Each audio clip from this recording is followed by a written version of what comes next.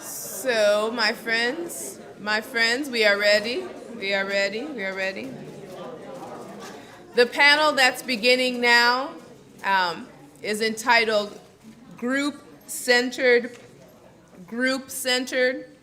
Power, Organizing, Mothering the Revolution, and Fighting State Violence. We have with us on this panel Dr. Melina Abdullah, Professor and Chair, Pan-African Studies. Whenever I say your name, I feel like there ought to be ululations just happening. And even when they're not happening in the room, I know that they're happening. Just people need to know.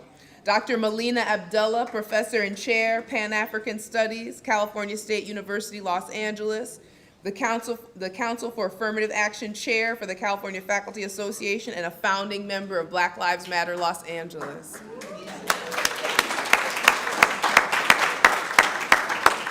Dr. Tiffany Packer, Assistant Professor in the History Department of Johnson C. Smith University.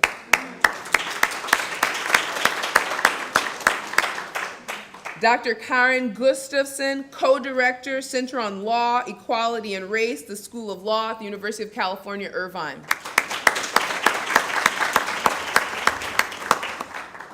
And Dr. Greg Thomas, my dear friend, Associate Professor, Department of English, Africana Studies Program of Tufts University. The floor is yours, Dr. Abdullah. Okay, so I'm starting? You start. I'm starting, okay. So let me just start. Is this on? Can you hear me? It's for the camera. Okay. All right. So let me just start by saying thank you for the space to I don't feel like friend does enough. My friend, my comrade, and my sister in spirit, Tiffany Willoughby Herard, for bringing us together and for grounding us with the right energy. So I appreciate you, and I appreciate you for having this space. I was laughing because when I walked in, I haven't stopped hugging people since I got here because it feels like a family reunion, right? Like it's, all the folks, some of you I've seen pretty recently, but some of you I haven't seen for years, but you're still sisters, right? And so I appreciate this space. It's so needed. And whoever fought with you to make sure this happened, thank you for making this happen. And I also appreciate the opening up of space that speaks to our heads as well as our hearts, or our hearts as well as our heads. So when Dr. Wilson mentioned Dr. Preston, that was really important. Many of you know that the people whose names were called out are our forebearers. They're our ancestors now who got us to where we are. So thank you for pouring libations, in a sense, and for summoning them to this space. Sorry? Well, no, I'm not. I'm not sorry. So we needed that. We did need that. We needed that. So I want to open, one of the reasons I'm a little emotional this morning is because, one, I'm an emotional person, but two, because it's been a really, really challenging week. I feel like I haven't breathed this week. So I'm breathing for the first time. Part of this has been because the work that we do is so heavy. So for the last 2 months, I've been working with the family of a sister named Waukesha Wilson. Those of you who don't know her name, don't know Waukesha Wilson's name, it's tragic. That's a third tragedy in her life that you don't know her name. Waukesha Wilson was killed in a jail cell on Easter Sunday. She was a 36-year-old mother of a 13-year-old boy and the only daughter of a sister named Lisa Hanes, who the immediate response of her mother, her aunt, and her cousin was to say, how do I join Black Lives Matter, right? So for the last 2 months, we've been struggling together. But this week was a really, really difficult week because Mother's Day just passed. It was Lisa's first Mother's Day without her only child. Her mother had also died on Mother's Day in 2013. So she was already carrying around that trauma, right?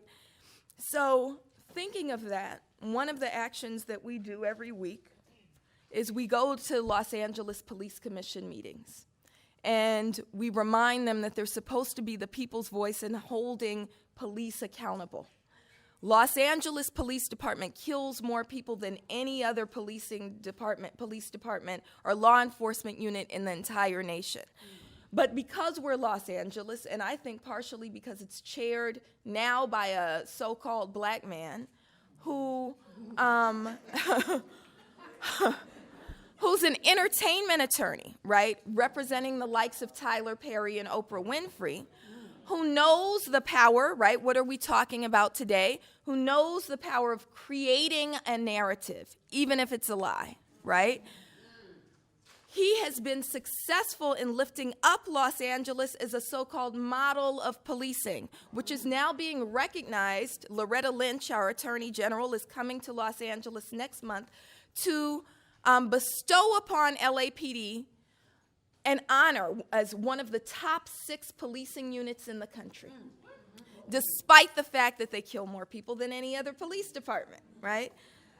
So we're at police commission meeting on Tuesday morning, and he trots out, because this is what he does, he's an entertainment lawyer, has the police talk about, so let me backtrack a little bit, because I recognize that some of you, how many of you have heard of Waukesha's story?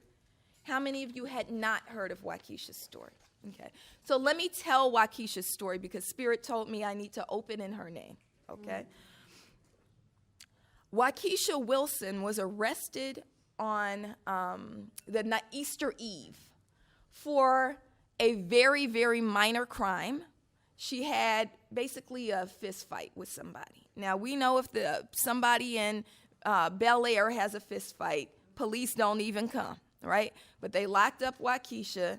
She calls her mother from jail the morning of Easter Sunday. Didn't want to call her in the middle of the night, but calls her Easter morning. She's in great spirits. She goes, "It's just a fist fight. I know I'm going to get out on OR. Don't post bail. Don't try to get bail together. Meet me at court on Tuesday." That was the date of her arraignment. Gets off the phone. Oh, and then also shares that she had an altercation with one of the guards just before the phone call. Gets off the phone. 20 minutes later, is found dead in her cell, in the middle of her cell. The story that LAPD is telling, is that she hung herself from the phone booth. The phone booth sits 2 feet off the floor with a cord that's less than 11 inches long. Moreover, it's at the wall. So what did she do? Hang herself with a cord that's too short from a phone booth that's too close to the floor, and then after she died, move her own body to the middle of the cell where they found her, right? Here's the second, so I said there are 3 tragedies here, right? So the first tragedy is they killed her. The second tragedy is that her mother showed up in court. She was killed on Sunday. Her mother showed up in court on Tuesday. Sits there from 8 o'clock in the morning to 4:30 at night in the evening. No one gives her an explanation. Goes home, calls the next morning for half a day. Not until like noon does someone give her a phone number to call and say, "Try this number." You know what the number was? The coroner. And that's how she finds out her only daughter, her only child, was dead. So that's an outrage. How dare you? If a dog was hit by a car and it had tags on, the owner would be notified immediately, right? But a person, a human being, a daughter, a mother, doesn't have the right, her family doesn't have the right to even know that she's been killed, that she's dead, right? So they never made an apology, still haven't reached out. So we're at police commission meeting on Tuesday. They trot out some dog and pony show about notification policies. And then there's public comment. I get up to make public comment. with Ms. Hanes, with Waukesha's mother, make public comment. You get 2 minutes. I spoke for 2 minutes and 15 seconds. All of a sudden, I'm surrounded by 10 to 15 police who physically remove me and arrest me, booking me into the same exact detention center where Waukesha was killed. So when I say it was an emotional week, that's part of the reason it's been an emotional week. But it also, I think, speaks to what I'm supposed to be speaking to on this panel, which is kind of the multiple layers that we have to bear, the multiple positions that we occupy as Black women and Black mothers. And so some years ago, I wrote a piece. Dr. Saruta edited my piece on womanist mothering, and this was before Black Lives Matter, but the foundation of that piece was really that we have to reject white supremacist, heteronormative kind of practices that teach us that we have to mother in a way that fits their standards, right? That we have to confine ourselves to the realm of the nuclear family. That's not who we are as Black women and Black mothers, and it's really oppressive to Black families. And so the call in that piece was for us to redefine what family means and build villages, get back to our African roots and the African practice of mothering, and saying that all of us should be nurturing our children and should be raising them together. So when we birthed Black Lives Matter, and I'm one of the founding members of Black Lives Matter as a network because Los Angeles was the first chapter, right? When we birthed Black Lives Matter, that went into our guiding principles, right?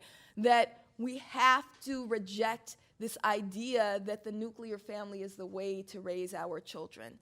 And only by doing that do we allow those who do the work. And let's be really clear, Black women have always been the ones to do the work, right? Only by doing that do we not oppress the women who are liberating us, right, or who are contributing to our liberation, right? And we need to think about that legacy of Black women and Black mothers' struggles and liberation. We need to think about the women who had the courage to jump off with their babies in their arms off the sides of slave ships, because that's more free than being chattel, right? We need to think about what Sojourner Truth had to do, what Biddy Mason had to do, what Ida B. Wells had to do, and what we must do. We can't fall into the confines of mothering privately within kind of this white supremacist standard. Because we're mothers, we must struggle, right? Because we're mothers, we must struggle for our own freedom and the freedom of all of our children. And so when we think about building movements, Black Lives Matter was built to be that. And we pull from, the teachings of Assata Shakur often. We also pull from the teachings of Afeni Shakur. And when we think about what Afeni said, and sometimes we don't recognize her as anyone other than Tupac's mom, right? But Afeni Shakur, who was also a member of the Black Panther Party, talks about one of the downfalls of the party as being having absolutely no connection to spirituality. And in building new movements, we have to stop pretending like our freedom comes from moving from here. Our freedom comes from being connected here and through spirit, right? So my children are your children through spirit. Trayvon Martin is our son through spirit. Waukesha Wilson is our sister through spirit. And all of us are compelled to act on their behalf and to act in ways that are that liberate all of us and put our stuff on the. So here's the last thing I'm going to say. Struggle requires sacrifice. And sometimes people will say, especially in academia, well, I want to write a piece on that. We need you to do more than write a piece on that. We need you to get out in the streets with us. We need you to do the things that everybody tells you you're not supposed to do because you have doctor in front of your name, right? Forget your promotion, right? Forget all of that. We need to get free because why else are we here, right? So I'm going to end with that. Thank you.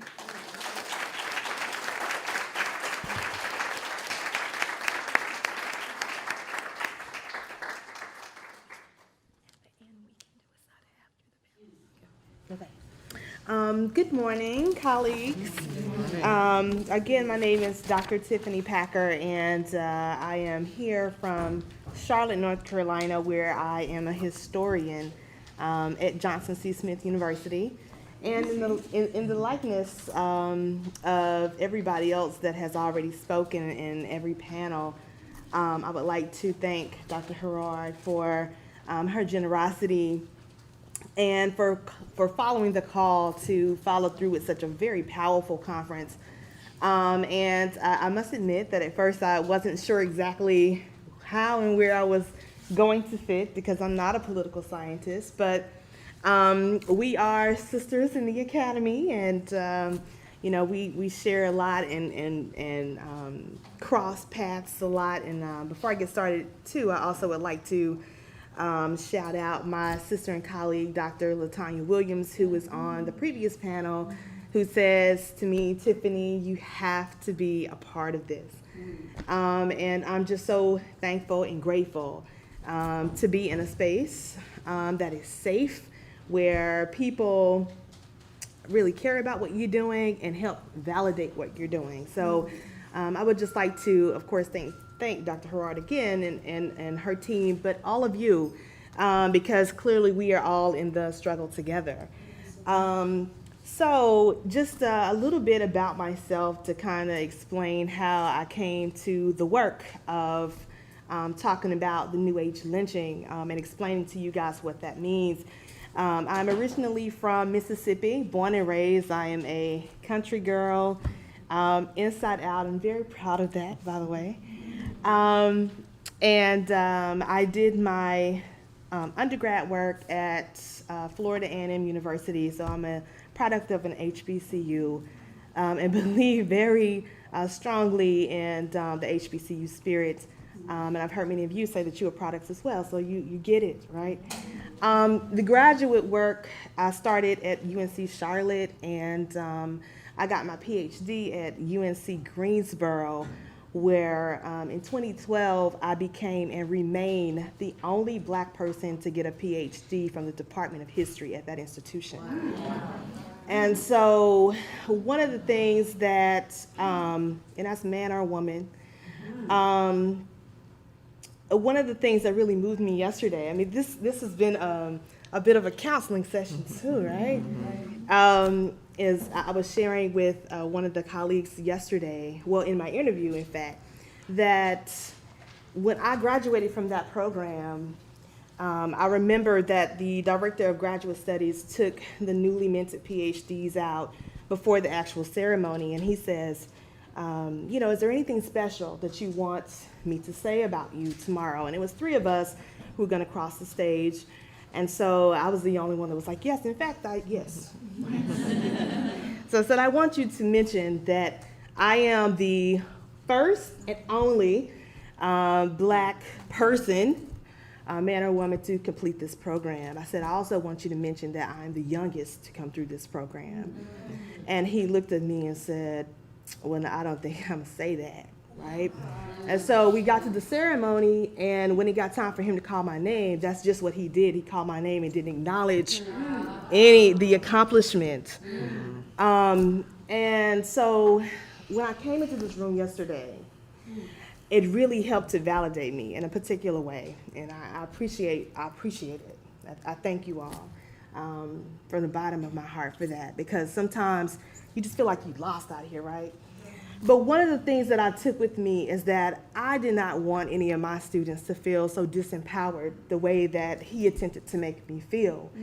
And so while my work has not specifically been looking at Black women, one of the things that I haven't been able to get around is the spirit of Black women and how that spirit manifests itself in protest movements, change, and in progression. And so one of the ways to do that is to move in the spirit of somebody like Ella Baker and empower students to understand that they don't have to wait for the next king, right, Martin Luther King, to be relevant, that they can be their own leaders. And in fact, what they need to understand, and I tell them I want you to be way more sophisticated thinkers and learners when you leave my class, is to understand that historically most movements change that came in those movements were from no-name people, right? And not to take away from King at all, but what history teaches us is that he oftentimes got on movements that had already been started, that had already been in motion. And a lot of those people, we don't know their names, but we know that they were very powerful and they were very instrumental. And so, that's why I say I try to walk in the likeness of people like Ella Baker, who say, listen, students, the power is in your hands, right? And so one of the ways I try to be complimentary to the work of somebody like Dr. Abdullah is when you're talking about movements, how are you going to produce people for these movements to stand up and understand their role in them? So one of my most proudest work has been what I'm going to share with you today, which is what me and a colleague of mine, Dr. Shante McCoy, have categorized as being village pedagogy, which in essence is helping students to transfer their classroom activism to community activism, right? And so I've just put together a little PowerPoint that I want to share with you, if I may, and move along and to be respectful of time. But in 2013, fall of 2013 was my very first year at Johnson C. Smith University, and they were really getting off the ground their public history program. And that was one of the reasons why they brought me in, was to help to develop this. And I must admit, when I first started, I wasn't sure exactly how that was going to go. But that September, Jonathan Farrell, who you may or may not be familiar with, actually was gunned down by the Charlotte-Mecklenburg Police Department after he was dropping off a friend at home who had had a little bit too much to drink. So Jonathan, being a good Samaritan and friend, was driving, he dropped his friend off, who was a little bit under the influence. On his way back to his own residence, he was in a car accident. He miraculously survives the car accident, goes to the first home that he sees, knocks on the door. It's like 2 a.m. It's a woman that's at home with her toddler alone. She's frightened. She hits her alarm. The police come. And so when the police come, Jonathan Farrell is so like, yes, y'all are here to save me. I need some help. The police instead interpreted that as him being aggressive and charging at them. So they shot him 12 times. He was an alum of Florida A&M. He was there in the city of Charlotte. And this was somebody who obviously was no different than me and you, which was that the only difference is that he was where he was when he was shot and we were where we were when he was shot, right? So there is no difference. And that's when the light bulb went off, that I need to transfer or wake up in students that, when we talk about, aggression towards, our community, that none of us are immune to that, no matter what your education is, what your social status is, where you are, right? And so that's how I came up with this title of New Age Lynching. Because, I tell students, if you agree that racism still exists, then you must be able to point out ways that you see it happen, okay? So we can all go to school where we want, as long as you can afford it and you have the grades. You can live where you want, at least theoretically. You can work where you want, at least theoretically, as long as you have the training. So, now America will teach you that, we are in this post-racial society because technically you can do anything you want, right? But most of us know different, okay? And so if you want to say that we are indeed not in a post-racial society, then how are you able to illustrate ways in which we still need to strive and make progress? And so one of the things that was identified, of course, was this whole problem of police brutality, which is how the New Age lynching was birthed on the campus of Johnson C. Smith through a public exhibition. Okay, so every fall I teach this public history course, and what we have done for the past 3 years is to continue to develop, and I give students autonomy to pick a person of their choice, okay, who has been victimized, and they develop their story. And one of the main points for this is to develop their skills as a public historian, but also to help humanize this movement. Because oftentimes what happens is people like Dr. Abdullah, they might be categorized as agitators or protesters, or now we're talking about people burning down the CVS. Well, let's get back at what got to that, right? And so if you're not careful, okay, people are just kind of categorizing and talking about statistics instead of humanizing the individual, right? And so that's what I have attempted to do through this exhibit. So since I cannot bring all of our exhibition pieces with me, what I chose to do in the spirit of humanizing the person is to include some images. So Molly, if you would help me just quickly kind of move through them. This was one of our first people, Raymond Hanes, who was actually a victim of police brutality in Miami, Florida in 2013, I believe. His car was shot at 122 times, and his body was hit about 20, okay? He did have a gun in the car, but it was under the seat and had not been shot. So the justification for shooting him was that he did not stop when a police on a bike attempted to stop him, okay? And so, of course, nobody has served for this crime, and his family is still working for justice in that case. This is Sarah Lee Circlebear, who is actually a Native American sister from, I believe she's in one of the Dakotas, either North Dakota, South Dakota, who is very similar to what you were talking about, was arrested and found dead in her cell from suicide. Some of the images I've included, of course, are her pictures of her with her two boys and the mourning of her family. This is Chevis Carter, who was killed in 2011 after he had been pulled over and handcuffed, patted down and handcuffed and placed in the back of the car. And miraculously, he ends up with a bullet on the right temple, okay? Although he was handcuffed and had been patted down, the police are saying that he committed suicide. So nobody has served for that crime, but his parents made the point that he indeed actually is left-handed. This is Ruben Villapando, who was just pulled over in a traffic stop and got out the car to ask what the problem was, and he was gunned down. This happened outside of Houston, Texas. And so what we can see, right, is that this is not just a Southern thing. People are like, oh, they're racist in the South. Oh, they got a problem in the country. Let's be clear. That's right. So we purposely bring people across the country, right, to let us know that it's everybody's issue. If you are committed to justice, then you should care about this. It doesn't matter if you're black or whatever. If you are committed to justice, then you should be committed to this work, whoever you are. Of course, this is Walter Scott in Charleston, South Carolina. Most people are familiar with this case. This is the guy who was gunned down when he was running away and was actually caught on videotape. And actually, the police officer is now on, he's out, he's on parole. Okay, this is Tanisha Anderson, who was bipolar. And her family was having a difficult time. She's in Cleveland, Ohio, having a difficult time subduing her. They called police for their assistance. They come, wrangle her to the ground, and end up killing her in the scuffle. So her family has been working hard to bring attention to mental illness and how people have perceived that. Yeah. Okay.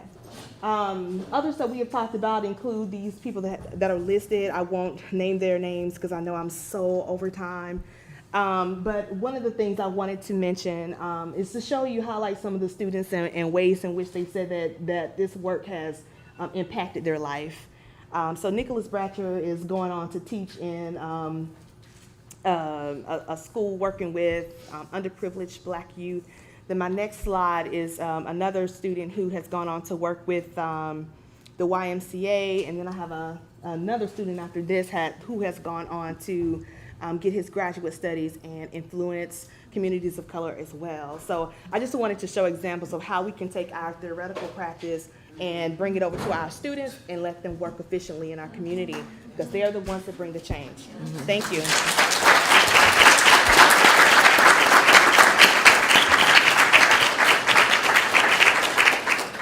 I apologize that you didn't get a chance to really fully elaborate things, Dr. Packard. There's not anything to be sorry for.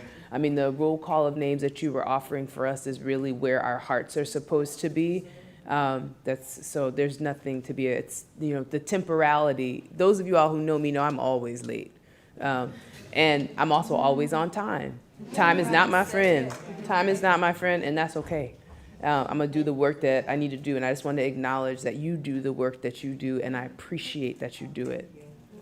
Yeah. Dr. Gustafson. Okay, I'm Kaaryn Gustafson. I teach here at UCI's law school, and I've been here for 2 years, and I have to say that I'm really happy to teach someplace where social justice and racial justice is a core value of the law school. And right, I'm the third tenured black woman from the law school to speak at this conference, and I think that says something about the law school, right? And this is a new law school, and a lot of our students come here to work on social justice, racial justice, and I find that it's my job to tell them that law is not necessarily a liberatory force, right?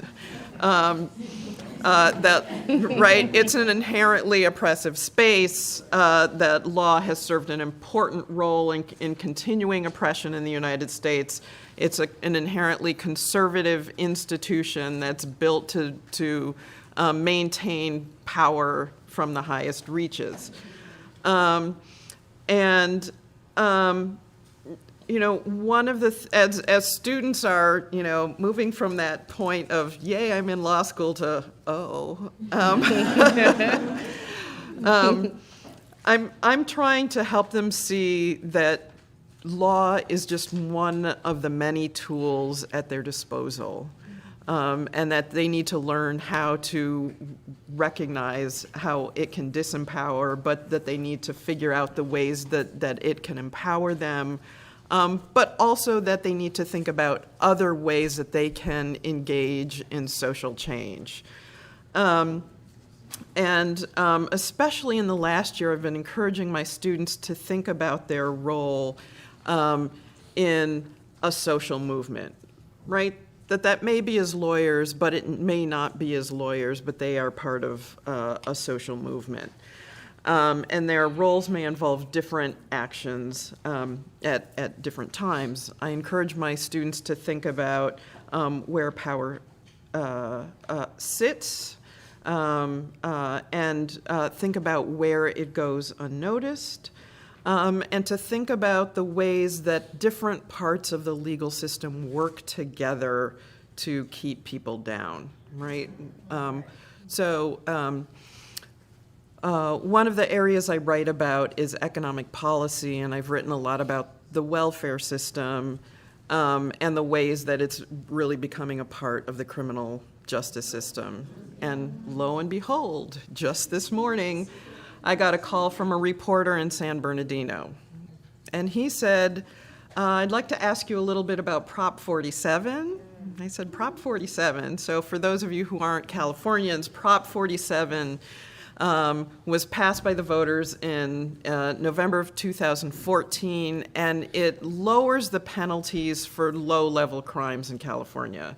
So petty property crimes, right, shoplifting, petty drug offenses, it knocks those things down from felonies to misdemeanors so that people aren't doing so much time, so that their criminal records aren't as terrible, and even people with past offenses can petition to have their past convictions lowered. And this has made a lot of conservatives in the state irate. And they're throwing out the specter that it's going to increase crime and it's going to let people out of prisons and we'll all be unsafe and insecure. And the reporter this morning said to me, well, one of the supervisors in San Bernardino County has found out that the county has prosecuted very few people for welfare fraud in the last few years, and thinks it's because of Prop 47, and has started an investigation to start prosecuting more people for food stamp fraud and welfare fraud. Like, where did that come from? And at the same time, I'm thinking, it's an election year. It's time to conjure the welfare queen, right? And I couldn't even figure out where this was coming from, right? Prop 47 has nothing to do with this. The laws in California were actually changed in 2011, and even earlier, because 10 years ago, the state of California was prosecuting about 700 people a year for felony welfare fraud, which comes with a year's jail time. And fees, so you're locked up, and for a lot of the people, largely women, their kids were then put in foster care. At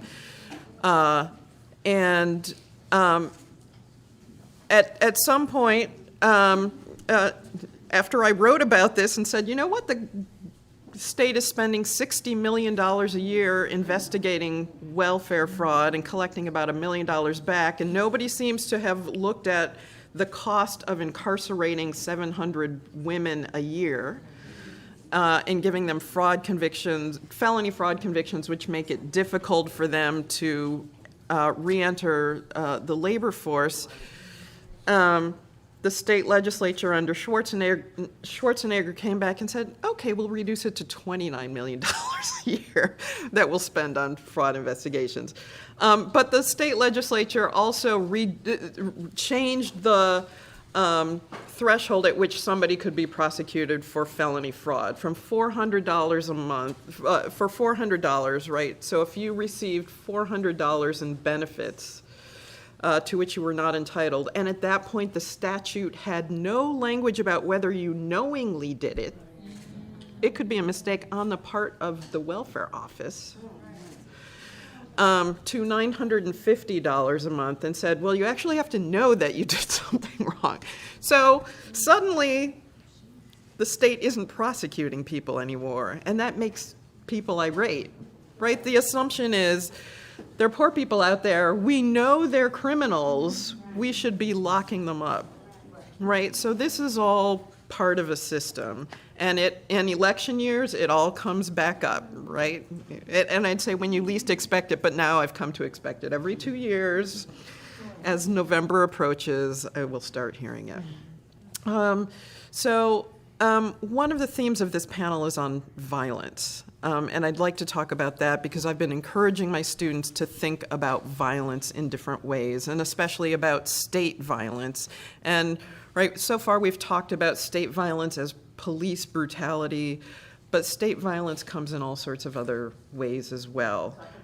Material violence, right? Deprivations. We don't talk about the way that law redistributes wealth and resources away from Black communities, right? And I'm doing some writing on debt right now that looks at historical deprivations through debt, going back to bastardy laws, and people may not know about bastardy laws, but in the 18th and 19th century, Southern states made it very expensive to get married. So in North Carolina, for example, in the early 1800s, they said, if you're a free Black person and you want to get married, that's fine, but you have to post a $1,000 bond first.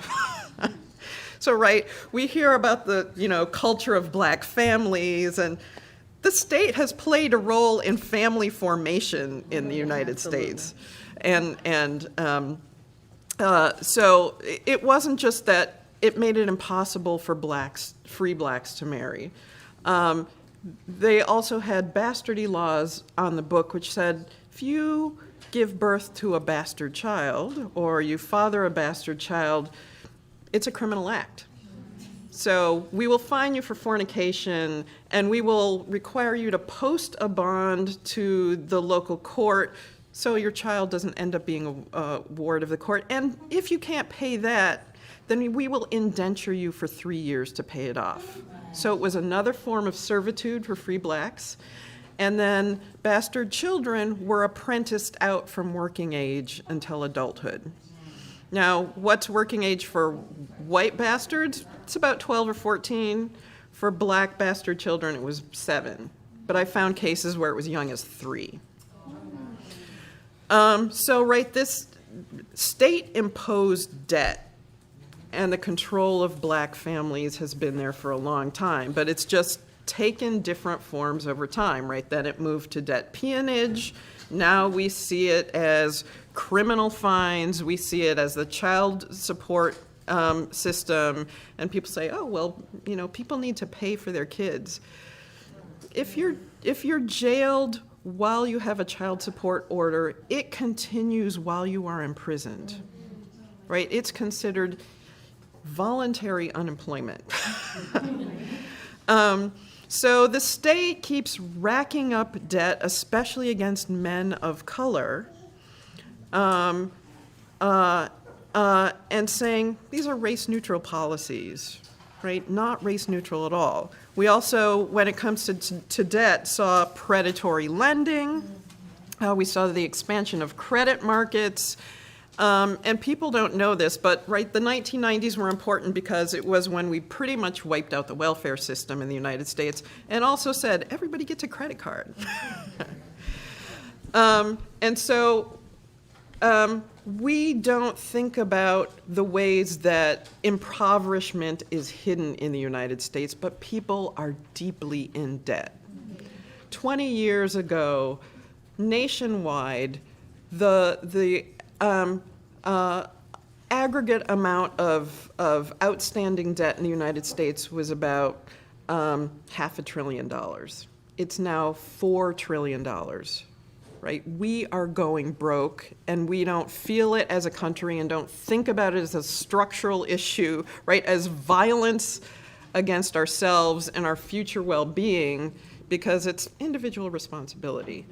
So, you know, I'm trying to get my students to think about violence and other ways, to think about psychic violence, to think about threats to security as violence, right? Rob Nixon uses the term slow violence in writing about environmental racism, and how, right, it's this creep that we're now becoming aware of because of Flint, where slowly communities of color are subject to harms, but we think of violence as something sudden. It is slow and continuous, and I hope we can think about violence in that way. It is the constant presence of police in our communities, and not just those moments when they exert violence. It's always there. So, there's that.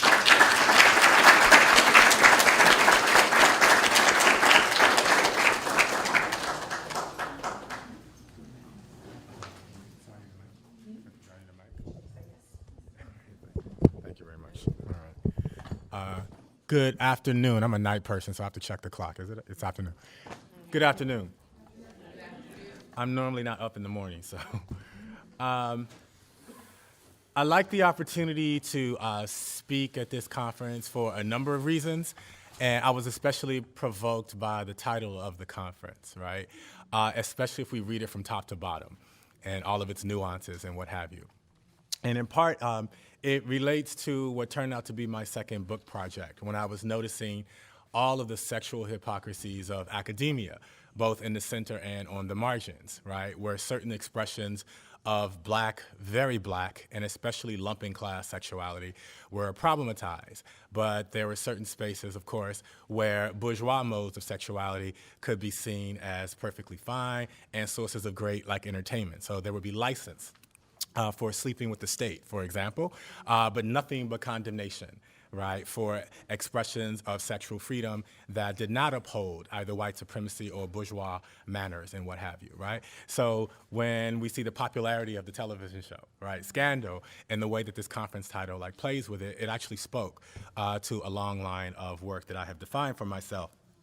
Before then, however, my work started, as I said in the oral history interview yesterday, it really started with Tony K. Bambara when I was like a sophomore at the latest.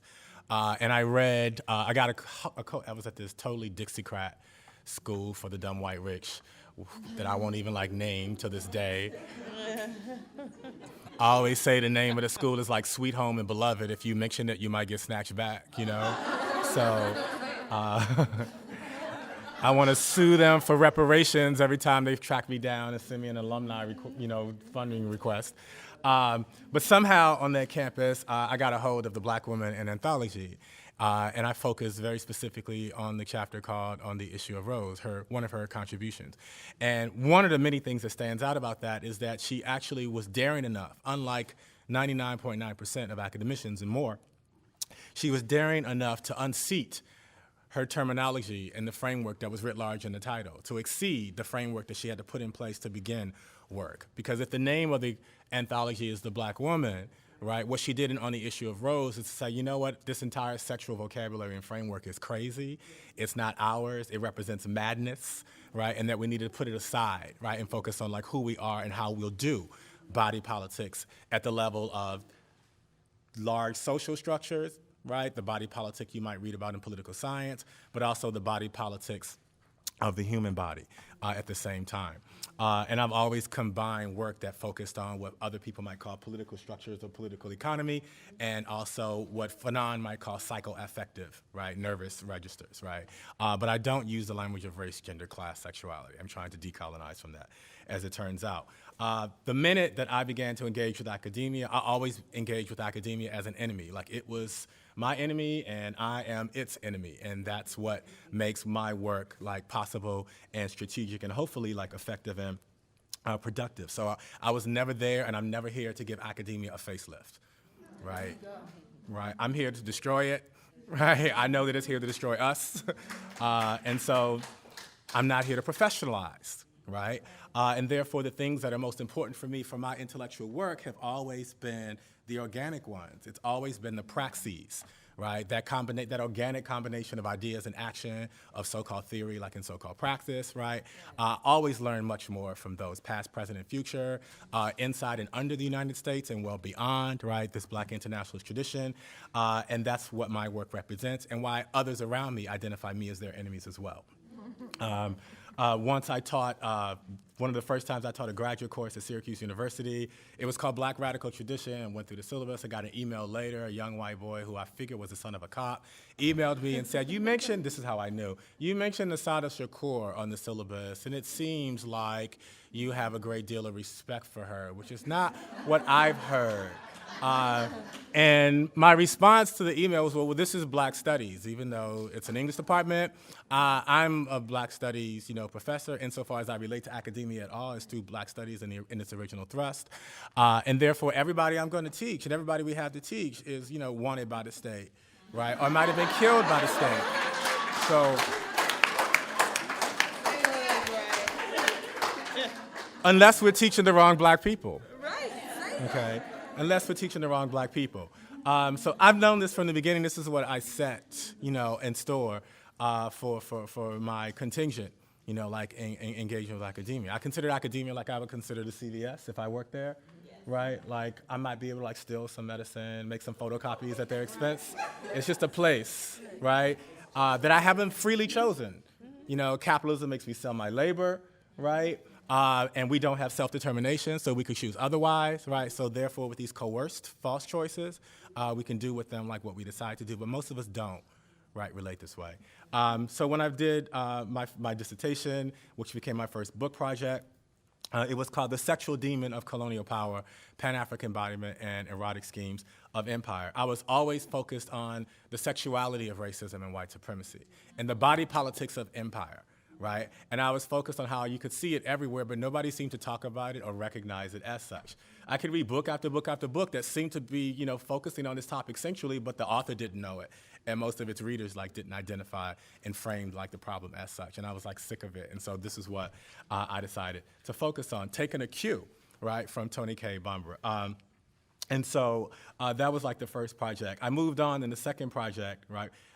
Having in the first project talked about the sexual political knowledge system of the white racist imperialist West, taking a cue from Toni Cade Bambara, but also looking at a whole bunch of other work, Frantz Fanon and E. Franklin Frazier, and how reading their work allows you to see the way that the erotic assimilationism of the Black elite function as Trojan horse propaganda for sexual colonization in Black communities at large. And ending with an epigraph from Jane Cortez, interested in conceptualizing conceptual freedom, categorical sexual decolonization, and self-determination at the level of the whole human body and whole human communities. The second book I didn't know I was going to do. I got possessed by it, and I wrote a book on what we might call sex radical hip-hop lyricism against all of the negativity that is unleashed against the very thought, right, of really like black mass class, communities and everything that we produce. And so this was a study of what I called hip-hop's queen bitch lyricism. But I never get to have my own titles, right? So the title of my first book was supposed to be The Sexual Demon of White Power. But as I said yesterday, and I always say, white power said no. And then, and I wanted to call my second book, it's called Hip Hop Revolution in the Flesh, and I wanted to subtitle it The Queen Bitch Book, but that was never, ever gonna happen. And so I look and show how what we see here is basically, in short, that you see a universe of meaning, like a cosmology in this demonized and bawdy lyricism that is an alternative cosmology that is both ancestral and futuristic at the same time, that is systematically and simultaneously anti-sexist, gender-defiant, and ultra-erotic in a grassroots Pan-African universe of meaning. So we don't need academia, right, to do these body politics, right? In fact, these body politics can be done in ways that no academics of any color, right, have actually been able to accomplish. This is this project.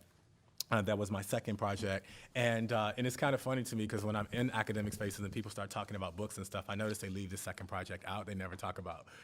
It becomes unspeakable at the same time. So people say, oh, your book. And I'm like, which one? And it's very clear they're not talking about the unspeakable one.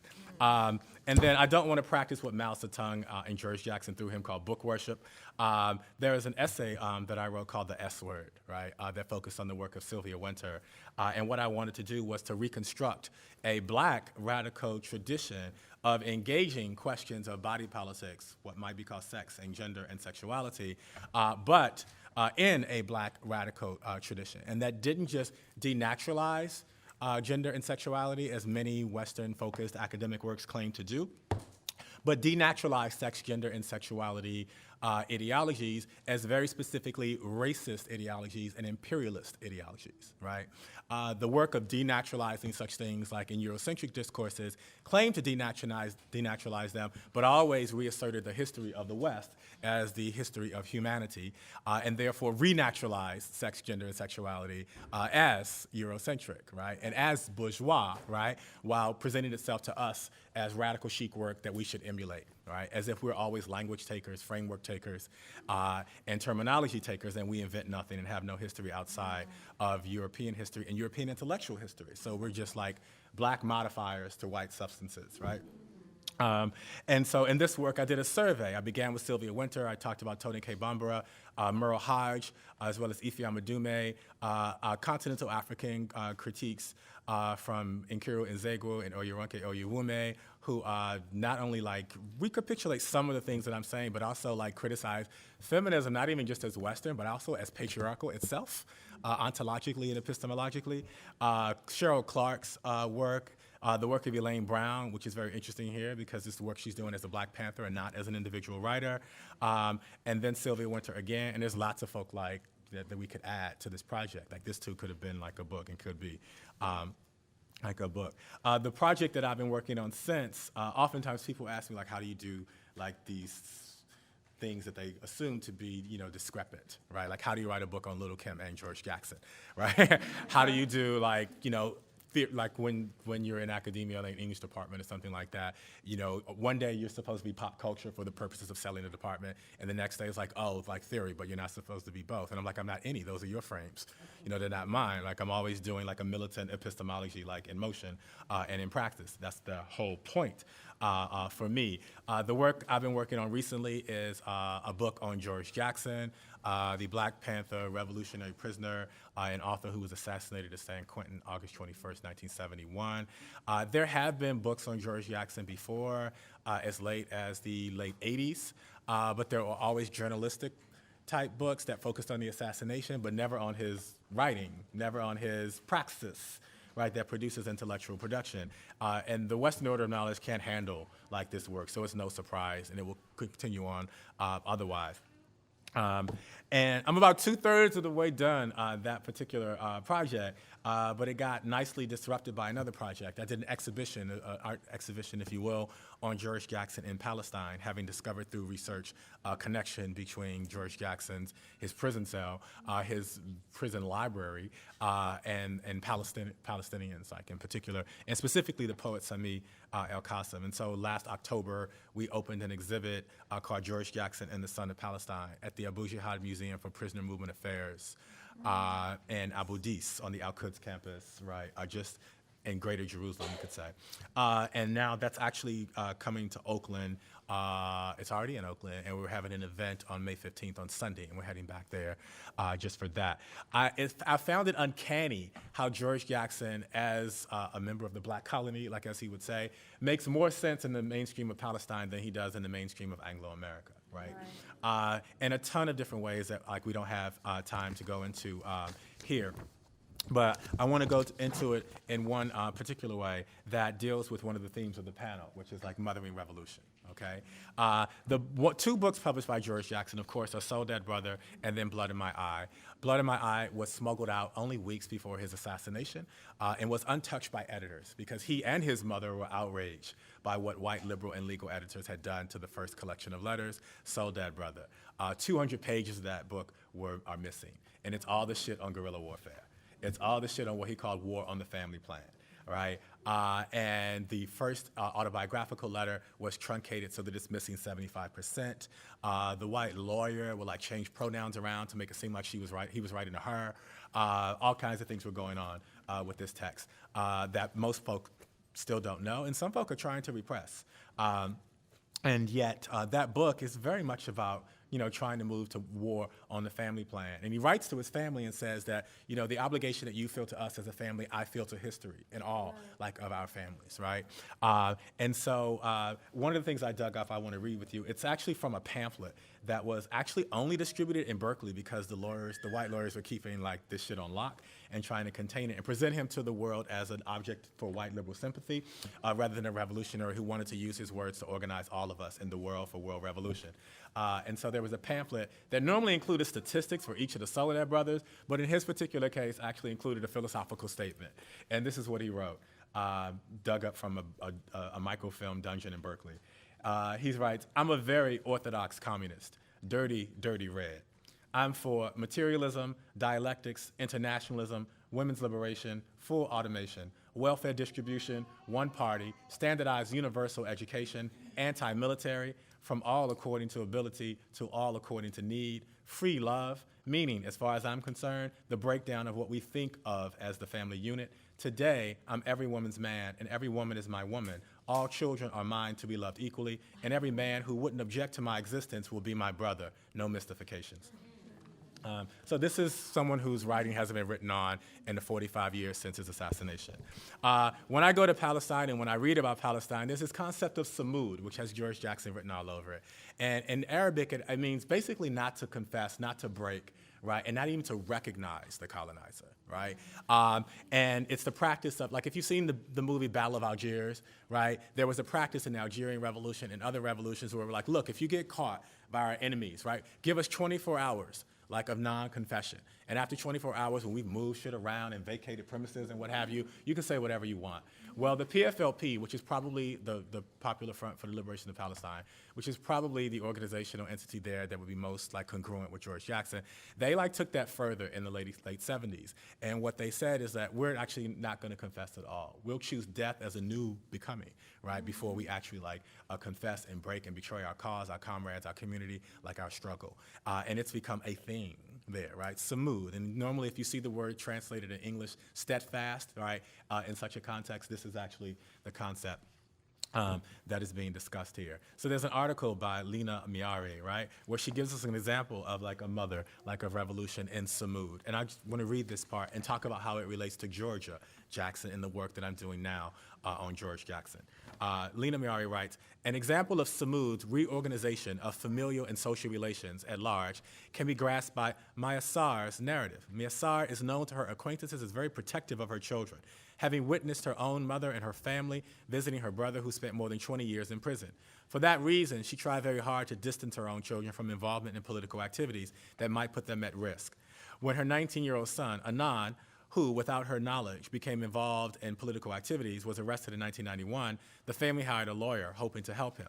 The lawyer called Mayasar to inform her that her son was under interrogation and that she had been given permission finally to meet with him.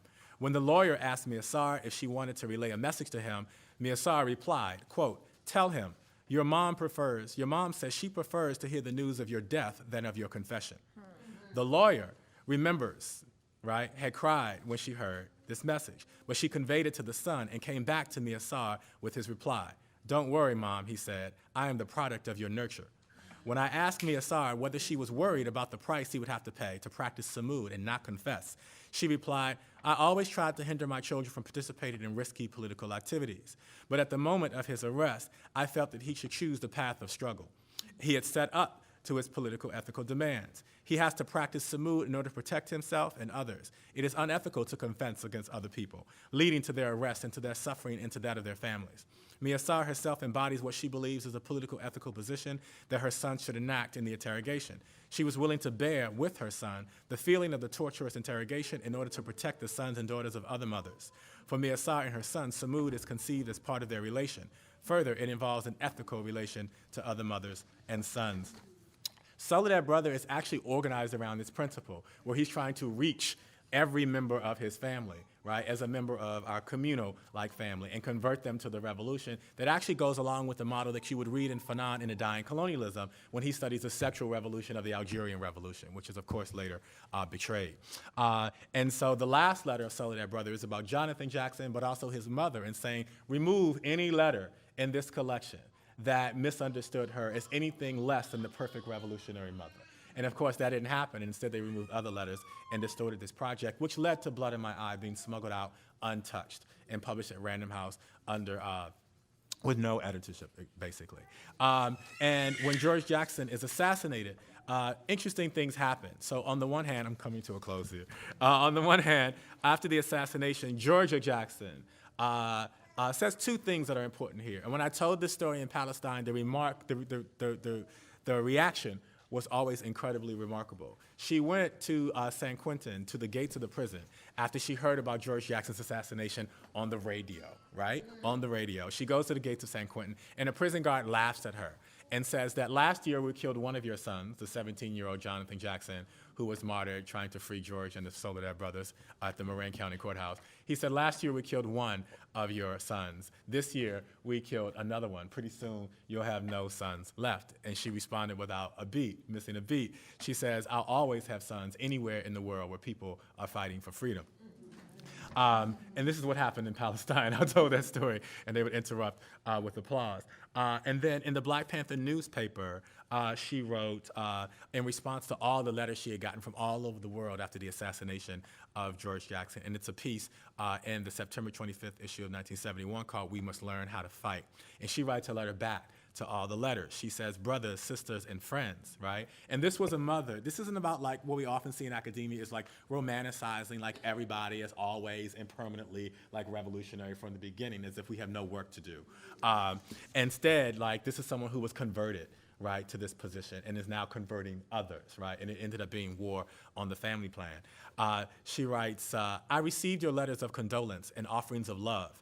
All have been comforting and appreciated. The warmth that the people of the world have given me in the past weeks cannot be compensated. The gentleness expressed in many of these letters was misplaced. I did not mourn the death of my son, George L. Jackson. We have been taught to mourn and weep when our loved ones are slaughtered by this system. It is a technique of misdirection, conceived, fashioned, and perpetuated by the fascist corporativists for us to expend our hatred and bitterness and tears rather than biting the hand that is killing us. My son said we must learn how to fight. Learn we must that prison reform is inadequate. Learn we must that being in the counter-attacking position is weak, our loss is too great, and our deaths are mere further symbols of the barbarity of this system and therefore without meaning. Like she continues, right? And so I wanted to think about the ways in which all of these pieces of otherwise discrepant work, right, can be worked together under like the concepts of the title of the conference. And so when I thought about it, I could comment I could title my comments Toward a Body Politics of Blackhood, which is a terminology that Tony K. Bambara gave us, scandalizing the state, not just sleeping with the state, scandalizing the state, subverting state, sex, and sexuality, and overthrowing white Western bourgeois sociality, which is not sociality, but instead hierarchy. Thank you.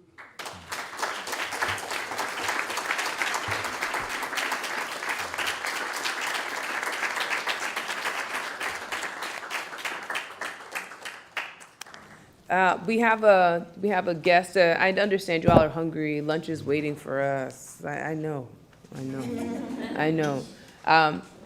You all have so many questions for this panel. You're gonna have to find these people. You're gonna have to find them during the walk with them when we walk over to the faculty club, or ride with them if they go in the shuttle.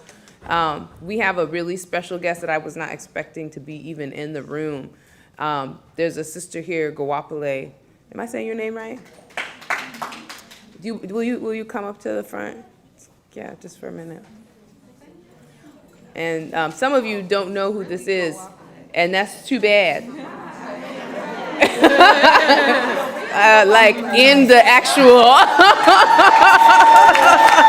Look at the leg. Do that leg again, Darlisa. Look at your leg.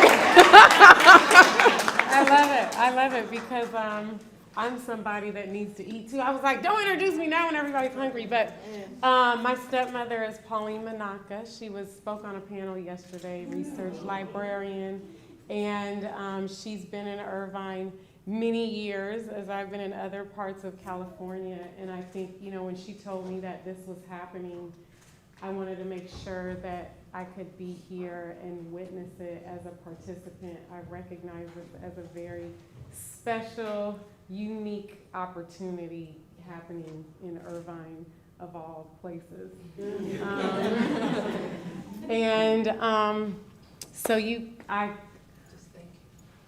So I'm just gonna sing a little piece of a song.